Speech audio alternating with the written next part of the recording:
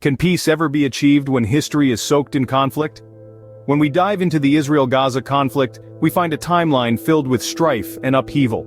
Our journey begins in the late 1940s. The United Nations passed a resolution to partition Palestine into Jewish and Arab states, sparking the first Arab-Israeli War in 1948.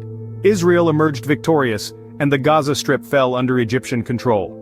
Fast forward to 1967, the Six-Day War saw Israel seizing control of Gaza and the West Bank, an act that led to a prolonged occupation marked by sporadic violence.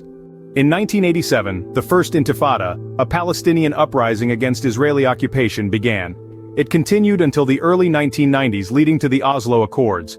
These agreements gave the Palestinian Authority limited self-rule in parts of the West Bank and Gaza, but failed to address many contentious issues, leaving a fragile peace in their wake.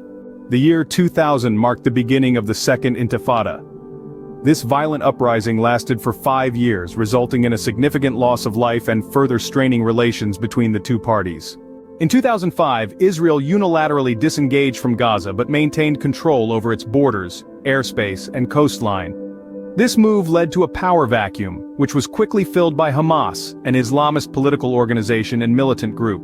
The year 2008 marked the start of a series of wars between Israel and Hamas. Each conflict resulted in substantial casualties and destruction, with civilians often caught in the crossfire. The most recent wave of violence erupted in 2023 when Hamas executed a series of terror attacks, leading to over 1,000 deaths. This act effectively shattered a 20-year stalemate, sparking a renewed state of war. This brief journey through the years reveals a cyclical pattern of conflict and resolution, each cycle leaving behind a deeper scar than the last. We started with the partition of Palestine in 1948, leading to the First Arab-Israeli War. We witnessed the Six-Day War in 1967, which resulted in Israel's occupation of Gaza and the West Bank. We saw the rise of the Intifadas and the Oslo Accords attempt at peace. We noted the Second Intifada and Israel's unilateral disengagement from Gaza in 2005, leading to Hamas's rise to power. Finally, we arrived at the present state of war sparked by Hamas's attacks in 2023. These events form a complex tapestry of conflict, where peace seems elusive. The future remains uncertain, with the potential for more violence and loss. Yet the past also holds lessons for those willing to learn.